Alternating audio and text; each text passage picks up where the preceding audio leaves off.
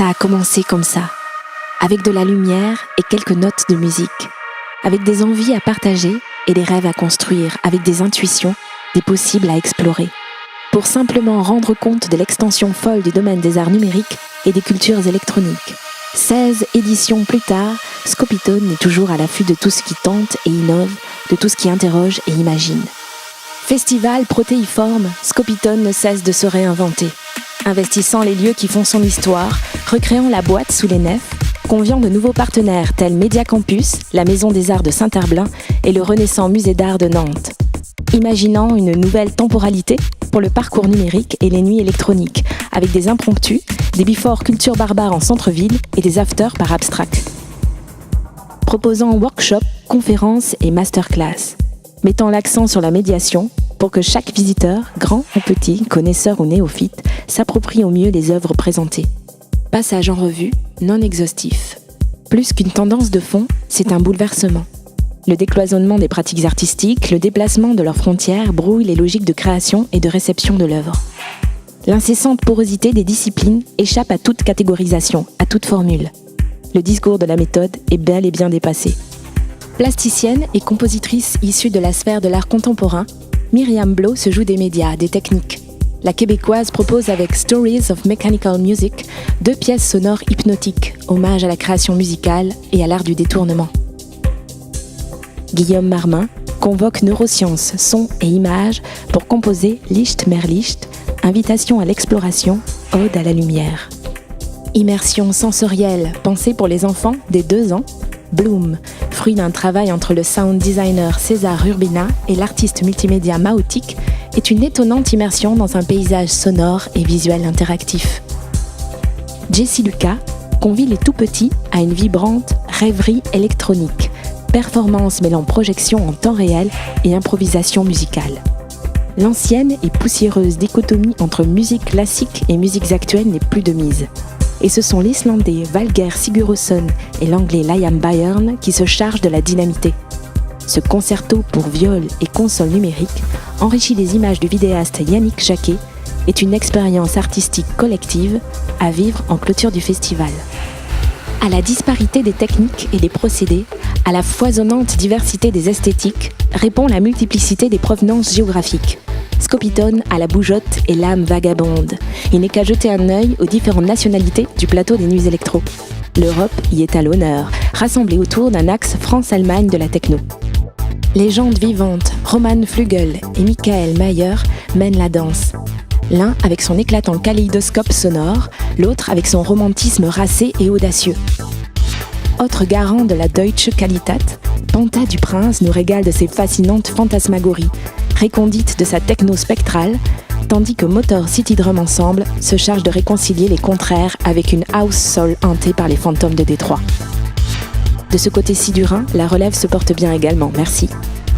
Moderne, alchimiste, Joris Delacroix peaufine sa science mélodique quand Antigone distille l'ardente froideur de sa techno et quand Shlomo parsème sa deep techno de trouées cinématographiques qui sont autant de tripes visuelles.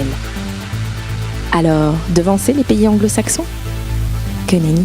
Si ces apparitions live sont rares, Doppler Effect, figure tutélaire de la techno de Détroit, n'en continue pas moins de peaufiner son digitalisme extrémiste et l'anglais Floating Points de croiser les genres. Les girls Kelly Lee Owens et Avalon Emerson sont à l'affût, prêtes elles aussi à en découdre. Tout genre et continent confondus, c'est une 15aine de pays qui sont donc représentés cette année. Voyager, ça crée des liens. C'est ainsi que la romance québécoise de Scopitone vit un éternel été indien et que les relations privilégiées que le festival entretient avec l'Asie se renforcent d'année en année. Outre le Japon et la Corée, c'est à présent avec Taïwan que le festival pose les bases d'un partenariat fécond. En témoigne la compagnie Yilab, qui en ouverture présente Wave, une performance mêlant danse et scénographie allégorique, et le designer Ken Saili, auteur de l'identité graphique du festival pour cette édition. Globetrotter, le festival n'en oublie pas pour autant les vertus domestiques et la douceur du foyer, conviant les Nantais de Simocel, Maison Acide, Republic of Dahu, Ghost BFF ou encore Bâton, qui chacun à sa façon plus ou moins déglinguée, illustrent la philosophie inchangée depuis ses débuts de Scopitone. Défricher, découvrir, débusquer des propositions artistiques souvent méconnues, parfois inédites, toujours surprenantes. La surprise, si elle peut susciter l'admiration, incite également à la réflexion. Vision dystopique, intuition dérangeante, l'œuvre d'art questionne notre temps, ses incertitudes et ses lignes de faille. Majestueux polyptyque animé, Remote Memories de Yannick Jacquet et Before Tigers dit la tyrannie du temps et notre course désespérée pour le rattraper. Une invitation paradoxale à la contemplation.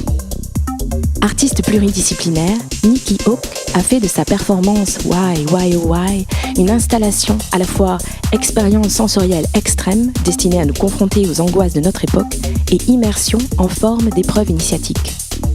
Alistair McClymont, quant à lui, interroge la vulnérabilité des hommes, responsables et victimes des phénomènes naturels d'ampleur. Autre réflexion qui s'inscrit de manière durable dans le champ de la création contemporaine, après son invasion tous azimuts, que représente aujourd'hui l'outil numérique ? Un champ d'exploration et de questionnement dont s'empareront chercheurs et artistes de la programmation dans le cadre des tables rondes, workshops et masterclass proposés par le laboratoire Art et Technologie. La démonstration technologique semble désormais s'estomper, se mettre au service de l'œuvre plutôt que la subjuguer.